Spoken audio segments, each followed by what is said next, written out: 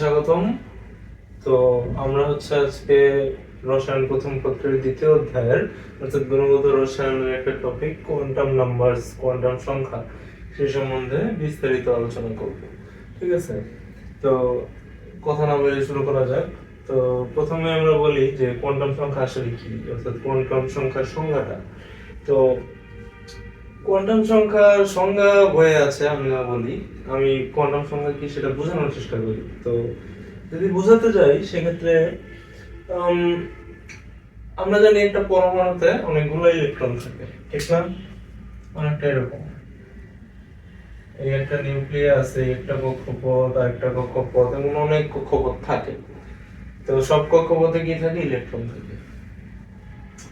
এই একটা, এই একটা, এই একটা, মানে অনেক ইলেকট্রন থাকতে পারে, ঠিক আছে? তো এই যে ইলেকট্রন গুলা থাকে, এই ইলেকট্রন গুলা কিন্তু একটা নির্দিষ্ট জায়গায় থাকে, ঠিক আছে? এবং তাদের একটি তাদের একটা বৈশিষ্ট্য আছে স্পিন। স্পিন মানে কি? ইলেকট্রনটা ঘুরতেছে কিভাবে, ইলেকট্রনটা কি এইভাবে ঘুরতেছে নাকি এইভাবে ঘুরতেছে, ঠিক আছে? মানে একটা ক্লকওয়াইজ আর একটা অ্যান্টি ক্লকওয়াইজ, ঠিক আছে?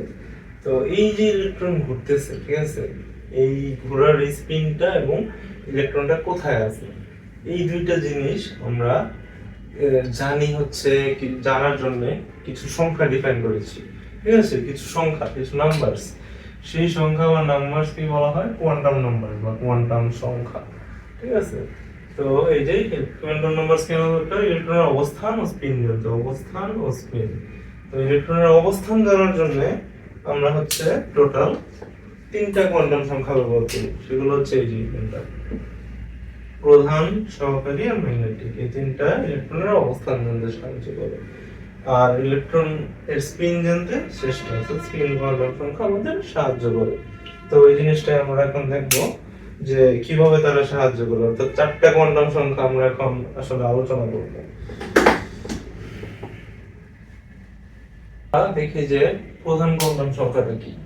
তো প্রধান কোয়ান্টাম সংখ্যাটা অনেকেই হয়তো জানো যে এটা একটা চিত্র এঁকে দেখাই। এই একটা নিউক্লিয়াস, এই 1 2 3, এটা একটা পরমাণু আঁকলাম। পরমাণুতে অনেকগুলো শক্তি স্তর আছে। এই হচ্ছে প্রথম শক্তি স্তর, এই হচ্ছে দ্বিতীয় শক্তি স্তর, এই তৃতীয় শক্তি স্তর। এই যে একটা দুইটা তিনটা শক্তি স্তর, তো একটা ইলেকট্রন কত নম্বর শক্তি স্তরে আছে? ইলেকট্রনটা কি এখানে আছে না এখানে আছে না এখানে আছে না অন্য কোনো জায়গায় আছে, সেটা কত নম্বর শক্তি স্তরে আছে সেটা আমরা ডিফাইন করি প্রধান কোয়ান্টাম সংখ্যা দ্বারা, ঠিক আছে? প্রধান কোয়ান্টাম সংখ্যা হইতেছে n দ্বারা ডিফাইন করা, n দ্বারা প্রকাশ করা হয়, ঠিক আছে, প্রধান কোয়ান্টাম সংখ্যাকে। তো ইলেকট্রন যদি প্রথম কক্ষপথে থাকে তাহলে ওই ইলেকট্রনের জন্য n এর মান 1। যদি ইলেকট্রন দ্বিতীয় কক্ষপথে থাকে ওই ইলেকট্রনের জন্য n এর মান 2। যদি ইলেকট্রন তৃতীয় কক্ষপথে থাকে ওই ইলেকট্রনের জন্য n এর মান 3। শেষ, এটাই প্রধান কোয়ান্টাম সংখ্যা, আর কিছুই না। তো হইতেছে যে আহ এটা হচ্ছে প্রশ্নে কিভাবে ইউজ করবো, প্রশ্নে হইতেছে ইলেকট্রনটা কোন কক্ষপথে আছে সেটা তুমি বুঝতে পারবা এবং তখন সেই ইলেকট্রনের জন্য n এর মানটা তোমরা দিবা, ঠিক আছে? এখন একটা জিনিস এই জায়গায় দেখাইতে হয়, একটা জিনিস এখানে না দেখাইলে না আর কি। তো মূলত প্রধান কোয়ান্টাম সংখ্যা এতটুকুই, তবে একটা ব্যাপার আছে এখানে তো জানার ব্যাপার, সেটা হচ্ছে যে যদি n এর মান 1 হয় সেটা হলো প্রথম কক্ষপথ। প্রথম কক্ষপথে কয়টা ইলেকট্রন থাকে? সবাই জানি, দুইটা। দ্বিতীয় কক্ষপথে 8টা, তৃতীয় কক্ষপথে 18টা, ঠিক আছে? তো এটা একটা সূত্র দ্বারা ডিফাইন করা যায় n এর মান অনুযায়ী, এটা হচ্ছে 2n স্কয়ার, ঠিক আছে? তো 2n স্কয়ার দিয়ে কিভাবে করা যায়? আচ্ছা দেখি। 2n স্কয়ার, যেখানে n এর মান হচ্ছে 3, n এর মান 2, n এর মান 1, ঠিক আছে? n এর মান তুমি 1 2 3 বসালে 2n স্কয়ার, এই সূত্র দিয়ে তুমি কয়টা ইলেকট্রন আছে বের করতে পারবে। তার মানে এই 2n স্কয়ার কি? একটা সূত্র যার মাধ্যমে একটা প্রধান শক্তি স্তরে কয়টা ইলেকট্রন থাকে তা আমরা বের করতে পারি, ঠিক আছে? 2n স্কয়ার, ঠিক আছে? কয়টি ইলেকট্রন আছে কোন,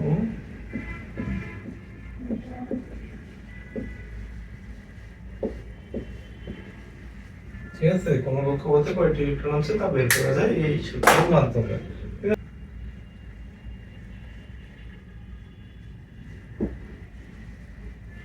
তো সহকারী কোয়ান্টাম সংখ্যা কি? এই যে প্রধান কোয়ান্টাম সংখ্যাগুলো অর্থাৎ প্রধান শক্তি স্তরগুলো, ঠিক আছে, 1 নাম্বার, 2 নাম্বার, 3 নাম্বার, 4 নাম্বার, এরকম অনেক প্রধান শক্তি স্তর আছে না? এই প্রধান শক্তি স্তরগুলো অনেক উপশক্তি স্তরে বিভক্ত থাকে, যেমন সেটের সাবসেট থাকে ওইরকম আর কি। যেমন ধরো যে 3 নম্বর যে শক্তি স্তরটা, ঠিক আছে, এটার 3টা ভাগ থাকে টোটাল। একটা ভাগ হইতাছে এস, একটা পি, একটা ডি, ঠিক আছে। তার মানে কি এটার মধ্যে 3টা অংশ আছে টোটাল। এই যে এস পি ডি এগুলো কিন্তু আসলে অরবিটাল, ঠিক আছে। এগুলো দিয়ে বোঝা যায় যে একটা কোন জায়গায় ইলেকট্রন থাকার সম্ভাবনা সবচেয়ে বেশি, ঠিক আছে, একটা কক্ষপথে কোন জায়গায় ইলেকট্রন থাকার সম্ভাবনা বেশি। তো আমরা যেটা শিখছি সবসময় যে একটা শক্তি স্তরগুলোরে গোল করে শিখছি, এরকম 1 2 এরকম গোল শিখছি না, কিন্তু আসলে এগুলো কিন্তু গোল না, এগুলোর মধ্যে আরো অনেক কিছু আছে। গোলটা দেওয়া একটা সাধারণ ফর্ম, এগুলো আসলে অন্যরকম। যেমন যদি 3 নম্বর শক্তি স্তরটার কথা ভাবি, সেই শক্তি স্তরের 3টা অংশ আছে। একটা হইতাছে এরকম একটা গোল অংশ এস, একটা হইতাছে এরকম পি, এরকম একটা ডাম্বেলের মতো অংশ, একটা আছে এরকম ডাবল ডাম্বেলের মতো অংশ। এগুলা কিন্তু এই তৃতীয় শক্তি স্তরেরই অংশ, মানে এই 3 নম্বর শক্তি স্তরটা তার ভিতরেই এই জায়গাগুলো থাকে, এবং এই জায়গাগুলো ইলেকট্রন থাকার চান্স সবচেয়ে বেশি, 90 থেকে 95%, ঠিক আছে, 90 থেকে 95%। মানে একটা ইলেকট্রন থাকার সম্ভাবনা যেখানে সবচেয়ে বেশি থাকে তাকেই বলা হয় অরবিটাল, ঠিক আছে।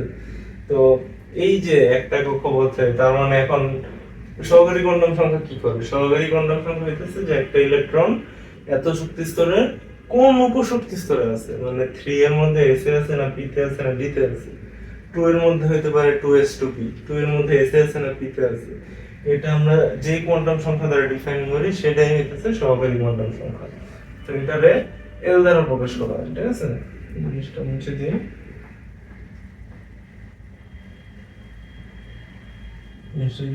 এল, এল দ্বারা প্রকাশ করা হয়, ঠিক আছে। তো এখন এল এর মান কি কি হইতে পারে, আমরা এখন প্রথমে দেখবো যে কি কি উপশক্তি স্তর আছে, এরপর তার জন্য যে মানগুলো সেই মানগুলো ডিফাইন করব। তো এন এর মান 1 হইলে তখন উপশক্তি স্তর একটাই এস, সেটার জন্য যে এল এর মান আমরা সেটা ধরি 0। 2 এর জন্য হইতে পারে হইতেছে 2s, আচ্ছা s আর p, এই দুটো হইতে পারে। s এর জন্য মান 0, p এর জন্য মান 1, ঠিক আছে। 3 এর জন্য হইতে পারে s p d, তিনটার জন্য মান 0 1 2, ঠিক আছে। 4 এর জন্য s p d f, s p d f মান 0 1 2 3, ঠিক আছে। এই চারটা মান হইতে পারে। এই চারটা মান হইতেছে এসপিডিএফ এর মান, মানে হইতেছে সহকারী কোয়ান্টাম সংখ্যার মান, যেটাকে আমরা এল দ্বারা প্রকাশ করি, মানে এল এর মান। তো তুমি ধরো যে এমনি একটা স্যাম্পল দেখাই, যে ধরো সোডিয়াম, সোডিয়ামের ইলেকট্রন বিন্যাসটা কি 1s2 2s2 2p6 3s1, ঠিক আছে, 3s1, ঠিক আছে। তো এই যে 3s1 এই ইলেকট্রনটার জন্য কিন্তু n এর মান 3, l এর মান 0। l এর মান 0 কেন? কারণ কি s আছে। যদি এটার যে কোনো একটা ইলেকট্রন ধরি তখন n এর মান হবে 2, l এর মান হবে হইতেছে 1, কারণ কি p আছে, p এর ক্ষেত্রে মান 1 আমরা জানি, ঠিক আছে। তো এই জিনিসটা হইতেছে সহকারী কোয়ান্টাম সংখ্যা। ম্যাগনেটিক কোয়ান্টাম সংখ্যা কি? হ্যাঁ, ম্যাগনেটিক কোয়ান্টাম সংখ্যা কি? ম্যাগনেটিক কোয়ান্টাম সংখ্যা হইতেছে যে একটা উপশক্তি স্তর। আচ্ছা দেখো, যে আমরা প্রথমে পি এর ক্ষেত্রে পি, পি কি এরকম একটা উপশক্তি স্তর, এটা কি একটা পরমাণুতে থাকে, একটা নির্দিষ্ট জায়গায় থাকে, কারণ সেটা সবসময় একভাবে এরকম ভাবে থাকবে এরকম কিন্তু কোনো কথা নাই। এই যে পি উপশক্তি স্তরটা, এটা টোটাল 3 ভাবে থাকতে পারে, ঠিক আছে, 3 ভাবে থাকতে পারে। প্রথমটা হইতেছে এরকম, পরেরটা এরকম, পরেরটা এরকম। এটা কি একটু ভালোভাবে দেখাই। এটা মানে হচ্ছে এটা x অক্ষ বরাবর, এটা মানে এটা y অক্ষ বরাবর, এবং এটা মানে এটা z অক্ষ বরাবর, ঠিক আছে। এটা মানে এটা x, এটা y এবং এটা z, এরকম 3টা অক্ষ বরাবর p থাকতে পারে। তো যেই বরাবর আছে সেই অনুযায়ী আমরা বিভিন্ন মান ডিফাইন করি, এবং ওই মান দিয়ে বোঝাই যে ওই ইলেকট্রনটা কোন ঠিক কোন আছে, ঠিক কোন ওরিয়েন্টেশনের পিতে আছে আর কি, এগুলোর ওরিয়েন্টেশন বলা হয়। ঠিক আছে, তো এই যে পিটা এটারে বলে px, এটা py, এটা pz। তো এগুলোর জন্য মানগুলো হইতাছে এই যে ম্যাগনেটিক কন্ডাকশন ডেটাতে m দ্বারা প্রকাশ করা হয়। তো এই তিনটার জন্য m এর মানগুলো হইতাছে -1, 0, +1। ঠিক আছে, শেষ। এখন আমরা এই সেম জিনিসটা d এর ক্ষেত্রে দেখব। ঠিক আছে, তো d এর ক্ষেত্রে দেখি।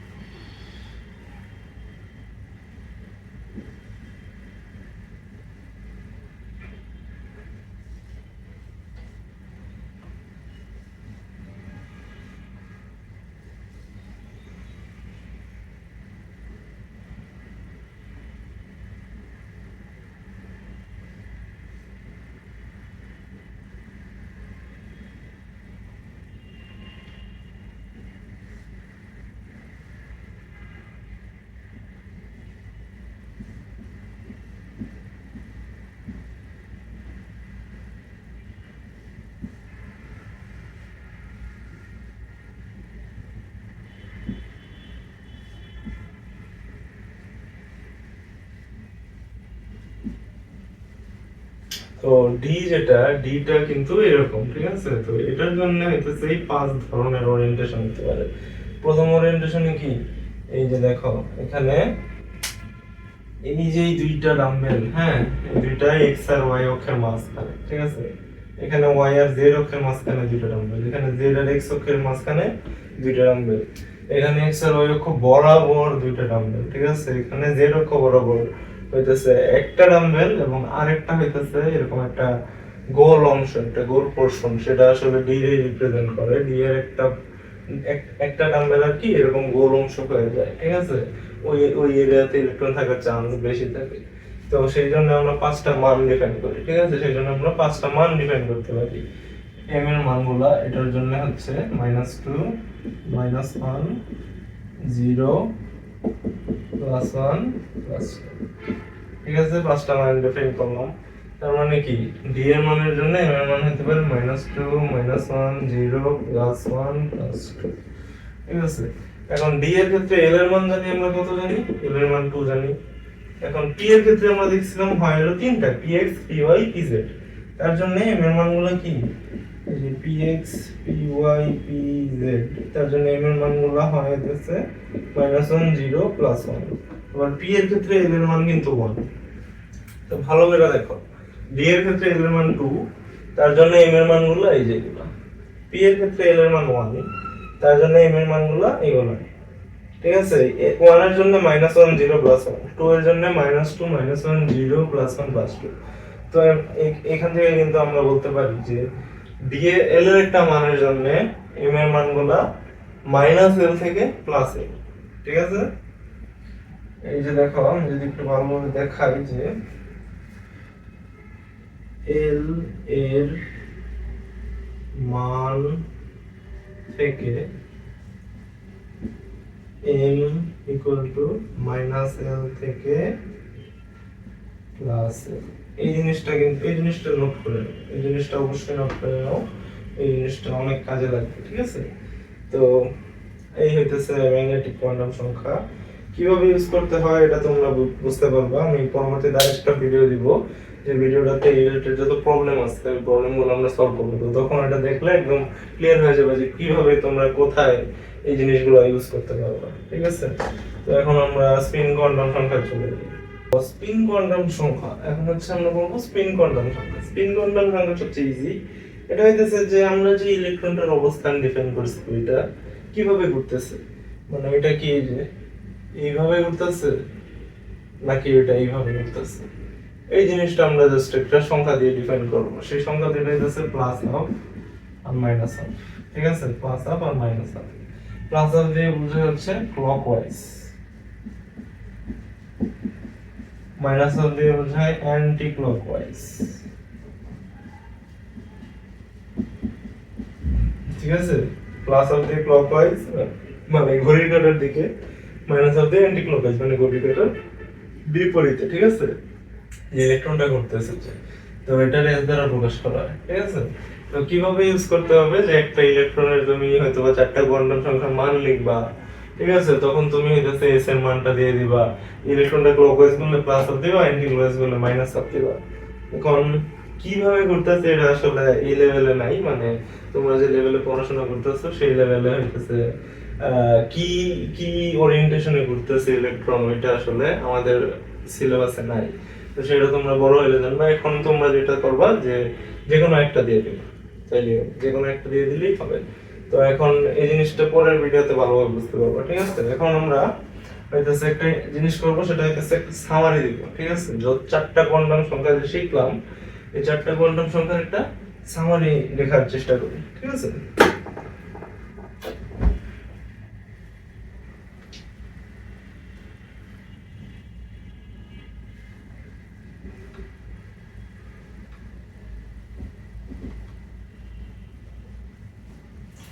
তো প্রথমে হইতেছে 4টা কোয়ান্টাম সংখ্যা লিখি। প্রধান সহকারী ম্যাগনেটিক স্পিন, ঠিক আছে। তো প্রধান কোয়ান্টাম সংখ্যাটা কি দ্বারা প্রকাশ করা হয়? n, সহকারীকে l, ম্যাগনেটিককে m, স্পিনকে s, ঠিক আছে। এখন n এর মান কি হইতে পারে? 1 2 3 4, মানে কোন শক্তি স্তরে আছে এটা কিন্তু সবকিছু 1 2 3 4 থেকে ইনফিনিটি পর্যন্ত হইতে পারে, ঠিক আছে। ইনফিনিটি। l এর মান কি? l এর মান 0 থেকে n - 1 পর্যন্ত।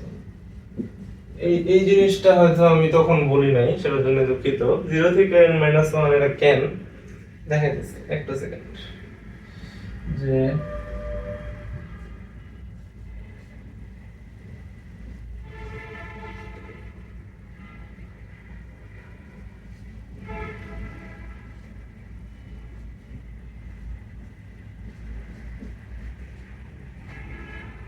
তো এই যে এই জায়গায় দেখতে পারতেছো যে n এর মান যদি 1 হয়, শুধু s থাকে, 1s থাকে শুধু, সেজন্য l এর মান 0।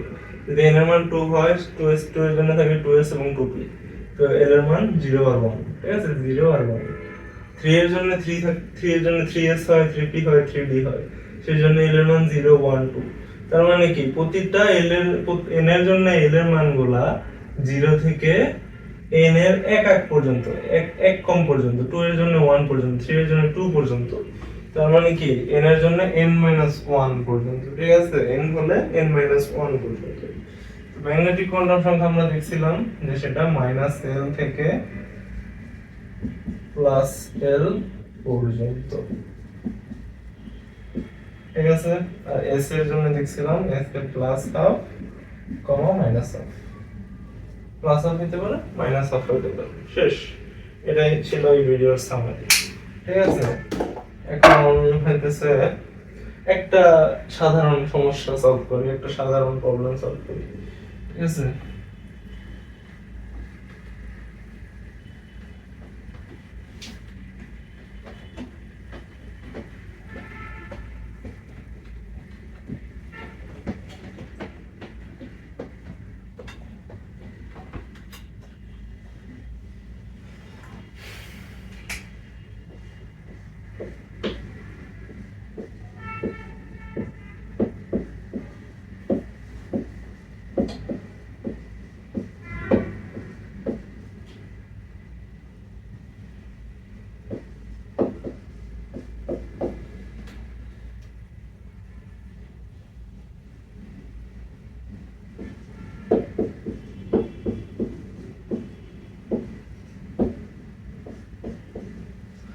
তো প্রশ্নটা হইতেছে যে ক্যালসিয়ামের 18তম ইলেকট্রন, ঠিক আছে, 18তম ইলেকট্রন এর জন্য 4টি কোয়ান্টাম সংখ্যার মান নেব, ঠিক আছে। তো প্রথমে আমরা ক্যালসিয়ামের ইলেকট্রন বিন্যাসটা লিখি। ক্যালসিয়াম কি 20, তাহলে এটা ইলেকট্রন বিন্যাসের ক্ষেত্রে প্রথমে নিয়ন পর্যন্ত দিলাম, দেন 3s2 3p 3p 3p 4s 3px 3py 3pz and লাস্টে 4s। তো 2 2 2, ঠিক আছে। তো 18তম ইলেকট্রন কেমনে বের করব, সেটা হলো নিয়ম পর্যন্ত কয়টা ইলেকট্রন? 10টা। 10 3s1 11 3s2 12 3px1 13 3px2 14 16 17 18 18 নম্বর ইলেকট্রন আছে এই যে 3pz এ, ঠিক আছে? 3pz এ কি আছে? 18 নম্বর ইলেকট্রন আছে। তো 3pz এর এই যে 18 নম্বর ইলেকট্রন, তার জন্য চারটি কোয়ান্টাম সংখ্যার মান চাওয়া হয়েছে, ঠিক আছে? তো আমরা ফার্স্টে লিখি 3pz, ঠিক আছে? তো এর যে ইলেকট্রনটা, সেটার জন্য n আছে, l আছে, m আছে, s আছে, ঠিক না? n এর মান কি হবে? n এর মান হবে 3, এই যে 3 তৃতীয় শক্তি স্তরে আছে, ঠিক আছে? l এর মান কি হবে? l এর মান হবে হইতাছে 1। কেন? কারণ কি p তে আছে, ঠিক আছে? আমরা জানি p এর জন্য l এর মান 1 হয়, ঠিক আছে? m এর মান কত হবে? m এর মান -1 0 বা +1 তিনটাই হতে পারে, কারণ আমরা জানি m এর মান -l থেকে +l পর্যন্ত, ঠিক আছে? তো -1 0 +1 কোনটা দিব? যে কোনো একটা দিলেই হবে। কারণ কি? কারণ আমরা জানি না যে সে কোন ওরিয়েন্টেশনে আছে অরবিটালটা। s এর মান কি? যে কোনো একটা +1/2 বা -1/2 যে কোনো একটা দিলেই হবে, কারণ আমরা জানি না সে ক্লকওয়াইজ ঘুরতেছে না অ্যান্টি ক্লকওয়াইজ ঘুরতেছে, দুইটাই দিতে পারে, ঠিক আছে? ইলেকট্রনের পক্ষে দুইটাই সম্ভব, ঠিক আছে? এটা তো পরবর্তী ভিডিওতে আরো অনেক প্রবলেম সলভ করব, তখন তোমরা এগুলো বুঝতে পারবা যে আসলে এগুলা কিভাবে ইউজ করতে হয়, ঠিক আছে? কিভাবে কি কি প্রশ্ন আসে এবং সেই প্রশ্নগুলোর উত্তর কিভাবে করতে হয়। তো পরের ভিডিও দেখার আমন্ত্রণ রইল, আর হইতেছে চ্যানেলটা একটু সাবস্ক্রাইব করলে ভালো হয়।